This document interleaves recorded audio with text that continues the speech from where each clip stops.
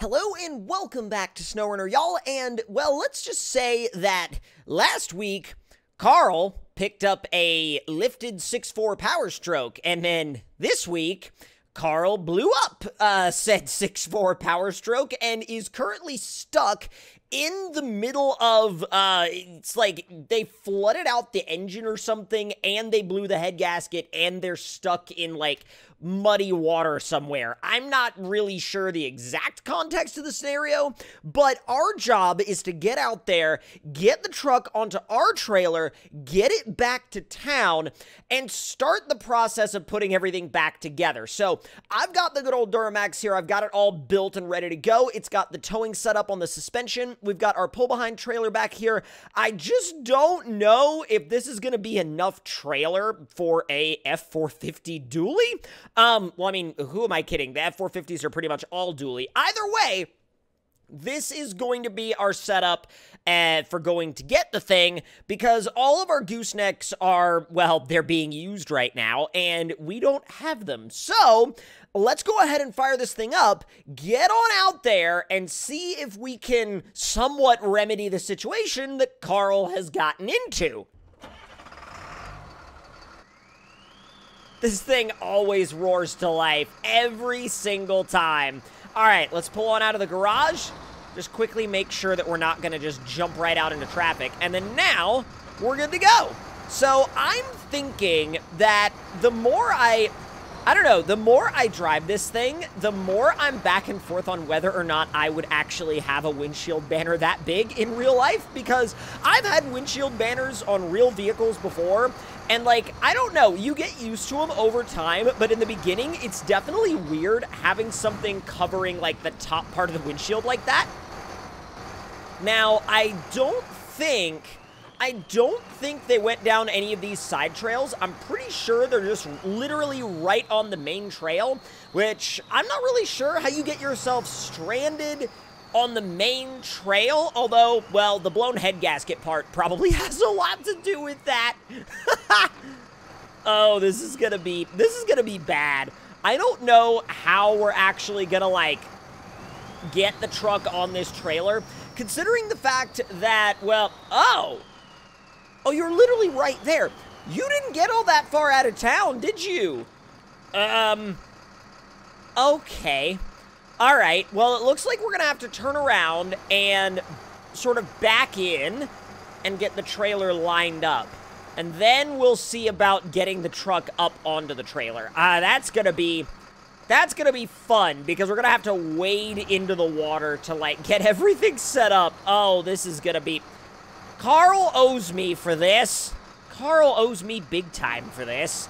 Like, apart from the work we're about to do on the truck, I mean, like, not only will Carl owe me for the work we're about to do on the truck and for the haul, Carl owes me dinner, like, multiple times over for this. All right, let's get you backed up. Oh my God, easy. Come on. Come on. All right, we're pretty close. I just want to make sure we're lined up with the back tires of that dually, just so we can make sure to avoid as much, like, issue as possible. God, this trailer is frustrating sometimes. It keeps wanting to bounce over to the right. That's close enough. Oh, that's closer than close enough. That's like, well, we're kind of on top of it. But don't worry about it. Don't worry about it. It's fine. Actually, we really shouldn't be that close. Let me go ahead and just set myself up right here and then shut this thing down. And now we got to get the ramps out, we got to get the winch out, and we got to kind of start to figure out how we're going to get that thing up onto the trailer, because we know it doesn't start. We know that, well, we could try to start it, but with a blown head gasket, there's really not even any point in trying to start it. So let me go ahead and make sure that it's in neutral real quick. Yes. All right, well, no. Yes, it is now. Okay, so you're in neutral, and then now we're going to go ahead and hop back into my other truck and get everything ready to get you up onto the trailer. And oh my god, after a lot of winching and then releasing the winch a little bit and then pulling the winch and then releasing it and then pulling it and then moving the trailer and then pulling the winch some more, we eventually got Carl's F450 up here. Now we just got to get it back to town and we got to get it into the shop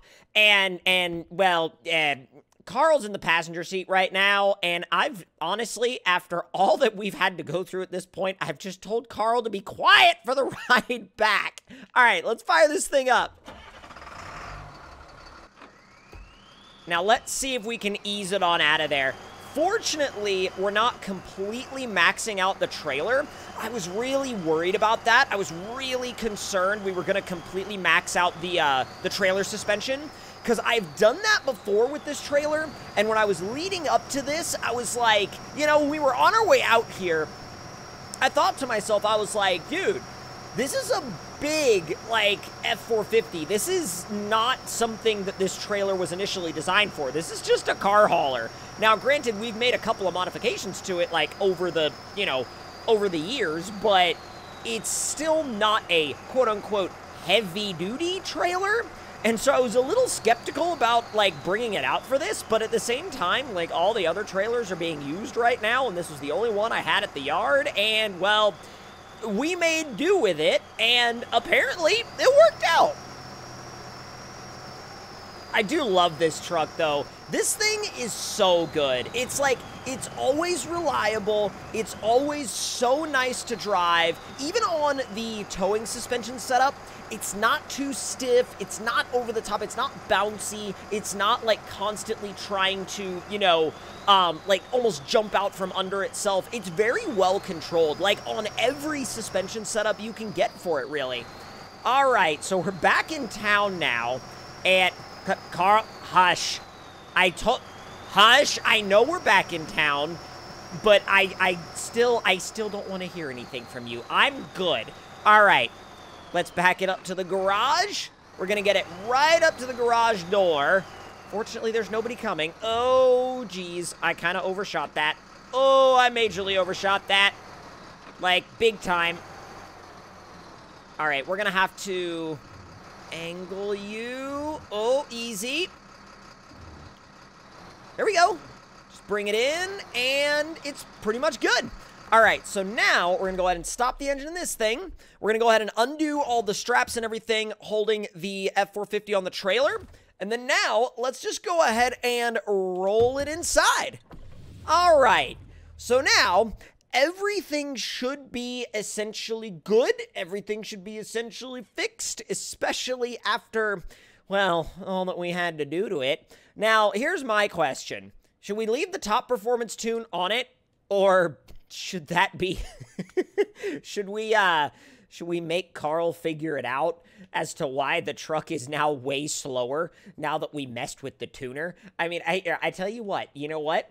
We're going to reset it back to the stock tune, and we're going to see how long it takes Carl to notice. That'll be delightful. We'll leave the highway transmission tune on it, and suspension-wise, I mean, Carl's not paying for us to do anything to the suspension, so we're going to leave it alone. Fortunately, the tires are all still good. Nothing's, like, messed up in that regard, but now we got to go take it for a test drive. So let's leave the garage. First of all, we got to make sure it starts. Oh, it starts no issue. No issues at all.